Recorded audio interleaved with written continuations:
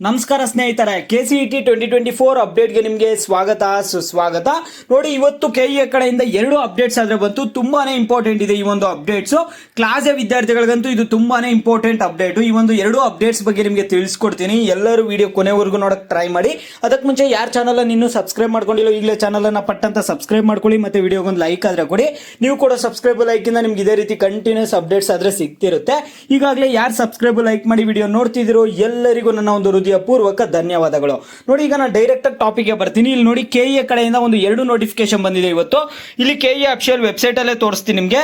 ನೋಡಿ, ಇಲ್ಲಿ ಪ್ರವೇಶ ಅಲ್ಲಿ ನಾನು UGCET 2024 ಇದು ಮೊದಲನೇ ಒಂದು ನೋಟಿಫಿಕೇಶನ್ ಏನಂದ್ರೆ UGCET 2024 ಆನ್ಲೈನ್ ಪರಿಶೀಲಿಸಿದ ಪಟ್ಟಿ ಕ್ಲಾಸ್ ಎ ಅಭ್ಯರ್ಥಿಗಳು. ಇಲ್ಲಿ ನಿಮಗೆ ಆನ್ಲೈನ್ ನಲ್ಲಿ ವೆರಿಫೈ ಮಾಡಿರುವಂತಹ ಲಿಸ್ಟ್ ಆದ್ರೆ ಕೊಟ್ಟಿದ್ದಾರೆ ಕ್ಲಾಸ್ ಎ ವಿದ್ಯಾರ್ಥಿಗಳಿಗೆ. ಇಲ್ಲಿ ನೋಡಿ, ನೀವೇನ್ ಮಾಡ್ಬೇಕಾಗುತ್ತೆ ಅಂದ್ರೆ ನೀವು ಈ ಲಿಸ್ಟ್ ಅನ್ನ ಯಾವ ರೀತಿ ಓಪನ್ ಮಾಡ್ಬೇಕಂದ್ರೆ ಜಸ್ಟ್ ಇದ್ರ ಮೇಲೆ ಕ್ಲಿಕ್ ಮಾಡಿದ್ರೆ ಡೌನ್ಲೋಡ್ ಆದ್ರೆ ಆಗಲ್ಲ. ಮೊದಲು ಬೇರೆ ಕ್ಲಾಸ್ ವಿದ್ಯಾರ್ಥಿಗಳಿಗೆ ಜಸ್ಟ್ ಅದ್ರ ಮೇಲೆ ಕ್ಲಿಕ್ ಮಾಡಿದ್ರೆ ಡೌನ್ಲೋಡ್ ಆಗಿ ಲಿಸ್ಟ್ ಬರ್ತಿತ್ತು. ನಿಮ್ದು ಇಲ್ಲಿ online verified list class A ವಿದ್ಯಾರ್ಥಿಗಳು ಯಾವ ರೀತಿ ತಿಳ್ಕೋಬೇಕಂದ್ರೆ ನೋಡಿ, ಈ ಒಂದು ಲಿಂಕ್ ಮೇಲೆ ಕ್ಲಿಕ್ ಮಾಡಿ.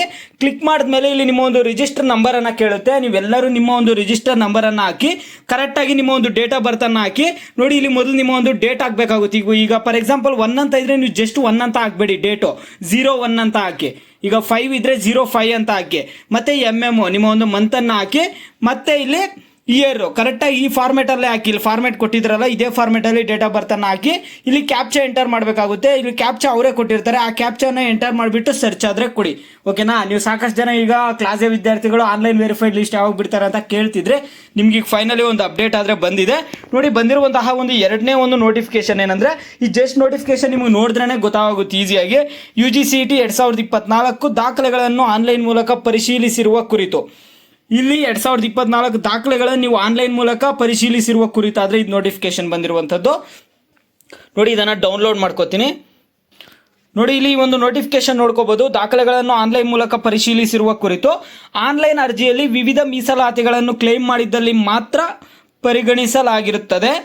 UGCET 2024ಕ್ಕೆ ಅಭ್ಯರ್ಥಿಗಳು ಆನ್ಲೈನ್ ಅರ್ಜಿಯಲ್ಲಿ ನಮೂದಿಸಿದ ಸ್ಯಾಟ್ಸ್ ಸಂಖ್ಯೆಯನ್ನು ಆಧರಿಸಿ ಅಭ್ಯರ್ಥಿಗಳ ವ್ಯಾಸಂಗ, ಕನ್ನಡ ಮಾಧ್ಯಮ, ಗ್ರಾಮೀಣ ವ್ಯಾಸಂಗದ ವಿವರಗಳನ್ನು ಮತ್ತು RD ಸಂಖ್ಯೆಯನ್ನು ಆಧರಿಸಿ ಮೀಸಲಾತಿ SC ST ಪ್ರವರ್ಗ 1, ಪ್ರವರ್ಗ 2A, ಪ್ರವರ್ಗ 2B, 3A, 3B, ಧಾರ್ಮಿಕ ಅಲ್ಪಸಂಖ್ಯಾತ, NCLC ಮತ್ತು ಇತರೆ ಮಾಹಿತಿಯನ್ನು ಆಯಾ ಇಲಾಖೆಯ ವೆಬ್ ಸರ್ವಿಸ್ ಮೂಲಕ ಪರಿಶೀಲನೆ ಮಾಡಲಾಗಿರುತ್ತದೆ.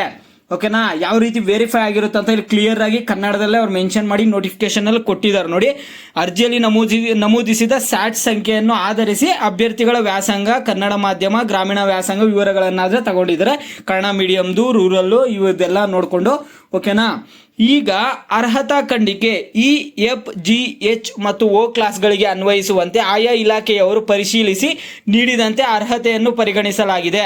ಈಗ ಬೇರೆ ಒಂದು ಕ್ಲಾಸಲ್ಲಿ ಬರ್ತಾರಲ್ಲ EF G H ಮತ್ತು O ಕ್ಲಾಸಲ್ಲಿ ಬರುವಂಥವ್ರದ್ದು ಇಲ್ಲಿ ಏನು ಮಾಡಿದ್ದಾರೆ ಅಂದರೆ ಆಯಾ ಇಲಾಖೆಯವರು ಪರಿಶೀಲಿಸಿ ನೀಡಿದಂತೆ ಅರ್ಹತೆಯನ್ನಾದರೆ ಕೊಟ್ಟಿದ್ದಾರೆ. ಇಲ್ಲಿ ನಿಮಗೆ ಇಮೇಲಿನ ಕ್ರಮ ಸಂಖ್ಯೆ 2 ಮತ್ತು 3ರಂತೆ ಪರಿಶೀಲಿಸಿದ ವಿವರಗಳನ್ನು ಪ್ರಾಧಿಕಾರದ ವೆಬ್ಸೈಟಿನ ಲಿಂಕ್ನಲ್ಲಿ ನೀಡಲಾಗಿದೆ. ಅಭ್ಯರ್ಥಿಗಳು ನಿಗದಿತ ಲಿಂಕ್ನಲ್ಲಿ ತಮ್ಮ ಅರ್ಜಿ ಸಂಖ್ಯೆ ಮತ್ತು ಜನ್ಮ ದಿನಾಂಕ ನಮೂದಿಸಿ ಪರಿಶೀಲಿಸಿದ ವಿವರಗಳನ್ನು ನೋಡಬಹುದಾಗಿದೆ. ಈಗ ಇಲ್ಲಿ ನೀವು ನೋಡ್ತಿದ್ದೀರಲ್ಲ, ಅದೇ ರೀತಿ ಪ್ರಾಧಿಕಾರದ ವೆಬ್ಸೈಟ್ ಲಿಂಕ್ನಲ್ಲಿ ಅಭ್ಯರ್ಥಿಗಳು ನಿಗದಿತ ಲಿಂಕ್ನಲ್ಲಿ ತಮ್ಮ ಅರ್ಜಿ ಸಂಖ್ಯೆ ಮತ್ತು ಜನ್ಮ ದಿನಾಂಕ ನಮೂದಿಸಿ ಪರಿಶೀಲಿಸಿದ ವಿವರಗಳನ್ನು ನೋಡಬಹುದಾಗಿದೆ. ಓಕೆನಾ?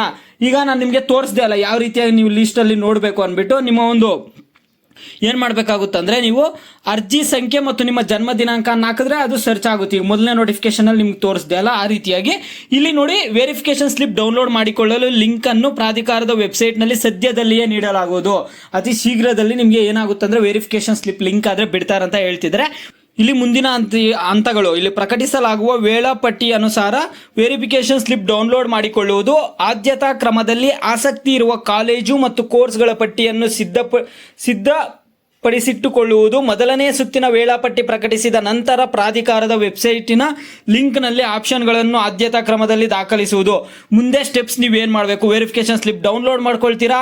ಓಕೆನಾ? ನಿಮ್ಗೆ ಇಷ್ಟ ಇರುವಂತಹ ಕಾಲೇಜು ಕೋರ್ಸ್ಗಳ ಪಟ್ಟಿ ಆದರೆ ರೆಡಿ ಮಾಡ್ಕೋತೀರಾ. ಓಕೆನಾ? ನೆಕ್ಸ್ಟ್ ಏನು ಮಾಡ್ತೀರಾ, ಆಪ್ಷನ್ ಎಂಟ್ರಿಗಳನ್ನು ಮಾಡ್ತೀರಾ. ಇದನ್ನೇ ಹೇಳಿದ್ದಾರೆ. ಇಲ್ಲಿ ಒಂದು ಗಮನಿಸಿ ಅಂತ ಒಂದು ಕೊಟ್ಟಿದ್ದಾರೆ, ನೋಟ್ ಕೊಟ್ಟಿದ್ದಾರೆ. ಅರ್ಹತಾ ಖಂಡಿಕೆಗಳಾದ B C D I J K L M N Z ಗಳನ್ನು ನಮೂದಿಸಿರುವ ಅಭ್ಯರ್ಥಿಗಳಿಗೆ ಆಫ್ಲೈನ್ ಪರಿಶೀಲನೆಗೆ ಹಾಜರಾಗಲು ಪ್ರತ್ಯೇಕ ಪ್ರತ್ಯೇಕ ವೇಳಾಪಟ್ಟಿಯನ್ನು ನೀಡಿ ಪರಿಶೀಲನೆ ಮಾಡಲಾಗಿರುತ್ತದೆ ಮತ್ತು ಅರ್ಹ ಅಭ್ಯರ್ಥಿಗಳಿಗೆ ವೆರಿಫಿಕೇಶನ್ ಸ್ಲಿಪ್ ನೀಡಲಾಗಿದೆ. ಓಕೆನಾ. ಈ ಅಭ್ಯರ್ಥಿಗಳು ಮೇಲಿನ ಲಿಂಕ್ ಅನ್ನು ಪರಿಶೀಲಿಸಬೇಕಾಗಿಲ್ಲ ಮತ್ತು ಆಫ್ಲೈನ್ ಪರಿಶೀಲನೆಗೆ ಗೈರು ಹಾಜರಾಗಿರುವ ಅಭ್ಯರ್ಥಿಗಳು ಸೀಟು ಹಂಚಿಕೆಗೆ ಅರ್ಹತೆ ಪಡೆಯುವುದಿಲ್ಲ. ಓಕೆನಾ. ಇದು ಬೇರೆ ಕ್ಲಾಸಲ್ಲಿ ಬರುವಂಥವ್ರನ್ನ ಆಫ್ಲೈನ್ ಅಲ್ಲಿ ಕರೆದಿದ್ರು, ಕೆ ಇ ಆಫೀಸ್ಗೆ ಹೋಗಿದ್ದಾರೆ, ಎಲಿಜಿಬಲ್ ಇರೋವರಿಗೆ ವೆರಿಫಿಕೇಶನ್ ಸ್ಲಿಪ್ ಕೊಟ್ಟಿದ್ದಾರೆ. ಓಕೆನಾ. ಯಾರು ಹಾಜರಾಗಿಲ್ವೋ ಅಲ್ಲಿ ಗೈರು ಹಾಜರಾದವರಿಗೆ ಇಲ್ಲಿ ಏನು ಮಾಡ್ತಿದ್ದಾರೆ ಅಂದರೆ ಸೀಟು ಹಂಚಿಕೆ ಅರ್ಹತೆ ಪಡೆಯುವುದಿಲ್ಲ, ಅವ್ರಿಗೆ ಸೀಟು ಹಂಚಿಕೆ ಆದರೆ ಆಗಲ್ಲ ಅಂತ ಹೇಳ್ತಿದ್ದಾರೆ. ಯಾರು ಹೋಗಿಲ್ಲೋ ಅವರು ಯಾವ ಕ್ಲಾಸಲ್ಲಿ ಬರೋರು BCDIJKLMNNZMNZ ಅಲ್ಲಿ ಬರುವಂಥವ್ರು. ಓಕೆನಾ. ಅರ್ಥ ಆಯ್ತು ಅನ್ಕೊಳ್ತೀನಿ. ಈಗ ನಿಮಗೆ ಕ್ಲಿಯರ್ ಆಗಿ ಎಲ್ಲ ಡೌಟ್ಸು ನಿಮ್ಗೆ ಕ್ಲಿಯರ್ ಆಗಿದೆ ಅನ್ಕೊಳ್ತೀನಿ. ನೀವೀಗ ನಿಮ್ದು ಅದನ್ನು ಸರ್ಚ್ ಮಾಡಿದಾಗ ನಿಮ್ಮ ಒಂದು register number, date of birth, capture enter ಮಾಡಿ ಸರ್ಚ್ ಮಾಡಿದಾಗ ನಿಮ್ಗೆ ಏನು ಎರರ್ ಬರ್ತಿದೆ ಅನ್ನೋದನ್ನ, ಏನಾದ್ರು ಎರರ್ ಬರ್ತಿದೆಯಾ, ಡೀಟೇಲ್ಸ್ ಏನು ಬರ್ತಿದೆ ಅನ್ನೋದನ್ನ ಪ್ರತಿಯೊಬ್ಬರು ವಿಡಿಯೋಗೆ ಲೈಕ್ ಮಾಡ್ಬಿಟ್ಟು ಕಾಮೆಂಟ್ ಮುಖಾಂತರ ತಿಳಿಸಿ. ಮತ್ತೆ ನಿಮ್ಗೆ ಏನೇ ಎರರ್ ಬರ್ತಿರಲಿ ಅದ್ರ ಬಗ್ಗೆ ಏನು ಎರರ್ ಆಗಿದೆ ಏನೋ ಅಂತ ತಿಳ್ಕೊಂಡು ನಿಮಗೆ ನೆಕ್ಸ್ಟ್ ವಿಡಿಯೋ ಆದರೆ ಮಾಡಿ ತಿಳಿಸ್ತೀನಿ.